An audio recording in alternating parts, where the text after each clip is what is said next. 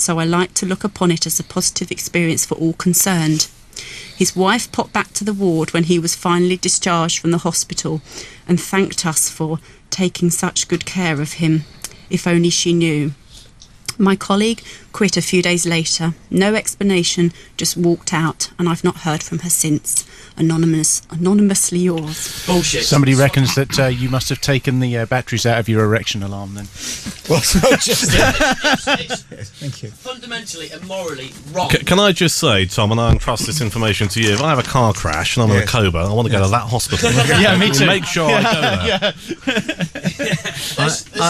There's flaws in that. Yeah, no, I believe that.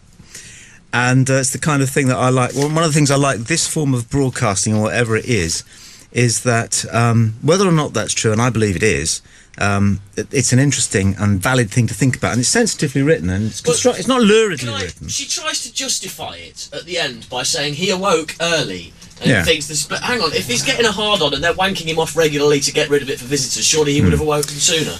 So it's bullshit. She's trying to justify it, and I think it's crap. Is that actually possible, though? To what? Is it possible to arouse a man when he's in a coma? I Well, mean, physically Well, possible. it's circulation and flow of blood, isn't it? Yeah. Yeah. Freud, who was right, he pointed out that the reason all dreams are sexual is because whenever we have rapid eye movement when we're asleep, men also have an erection. So whenever you're dreaming, okay, it has a strong sexual content, even if it's not explicit, because we kind of disguise it to ourselves because we don't want to know that we actually fancy our mothers. If I wake up in the morning and said, "Oh, I had a strange dream last night," that also means I had a stonking hard on. You would have done, yeah. Yeah.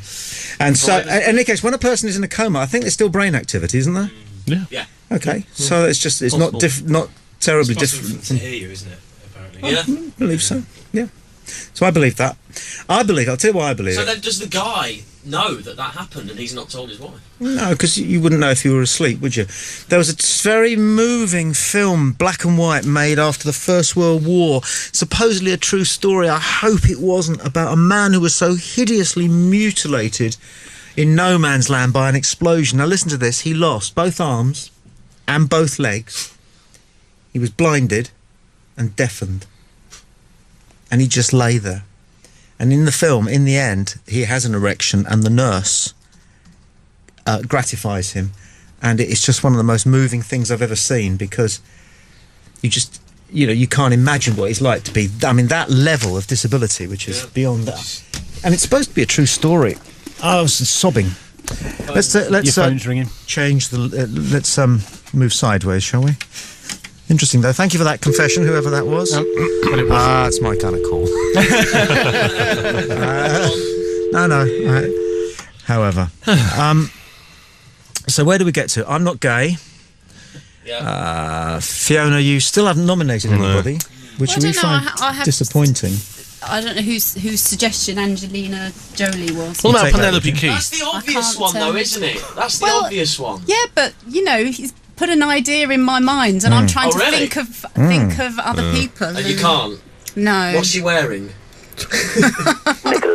Knickers. Now this is now it's really working now, because the call is now just part of it. Hello there. All this sexy talk has made me do a white wee-wee. I don't think I've been called that before. Thank you for that. I'll put that. I'll log that one away. Yeah, a white wee-wee. All right.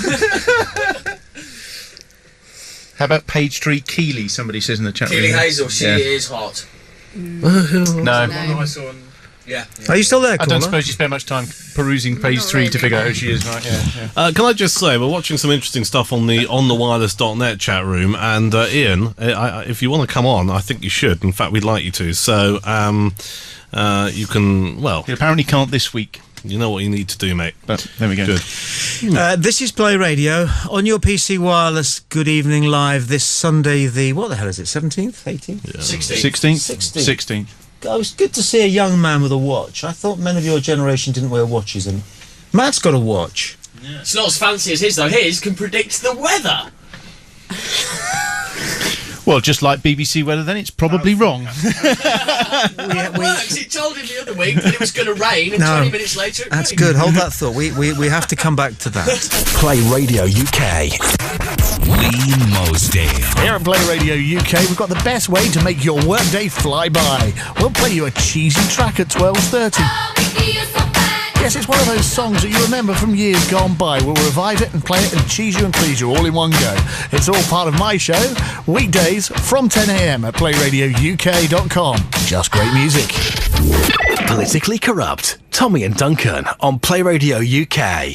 Beware, the content of this show may offend. Yeah, but only because we're talking about things that we all talk about, but you can't talk about in broadcasting, which is ridiculous. Because I have so many times in the last however many bloody years I've been broadcasting, so many times said to the people I'm working with, this conversation that we're having before we go on air is much more interesting than what we're going to do when we're on air. and would be so much more valuable to people listening, thinking, oh, somebody else thinks that and talks like that. But, you know, you can't. But however we can... Can I just mention a couple of things, and we'll do that in a second. The email address is studio@playradiouk.com, studio@playradiouk.com, and if you want to come straight to air, it's 01243 55 60 60. And who was it last week? Was it Chris or Colin? Chris, I think the guy's name was. Hello? Hello? Phone? Dead silence. There's someone there, I can hear him breathing. Yeah, well, we'll leave them there, make them breathe. And keep them alive like that. If they go flatline on us, then we'll get somebody to straddle them. Speaking of that, there's an email about that says, what would happen if the care nurse was a man and the coma patient was a woman? Would it be such a heartwarming story then?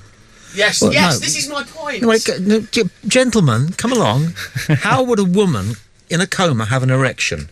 No, but if the male nurse was sexually frustrated and his colleague said to him, well, why don't you go and shag one But of the that's not the motive for doing isn't this. it? Yeah, was that's because right, that's allegedly. Now look, if there is a flaw in this, it is as follows: can you see that somebody has an erection if they're lying in bed on their back with a sheet and a couple of blankets over them?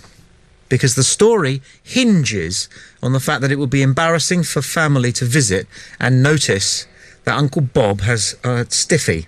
Well, But can you see a stiffy? It depends where it was lying in the first place. That's what I'm saying. Forward as it's going. But like you that. should be using this as your argument, because I don't think it's possible. I mean, not unless somebody is ludicrously Errol Flynnly endowed, is it possible to tell a stiffy through a blanket? Isn't it? Certainly not through a duvet in my house. I think the shining light through all of this debate is for the first time I've seen something in my life I never thought I'd ever see, which is an email with a subject entitled "Coma Shag."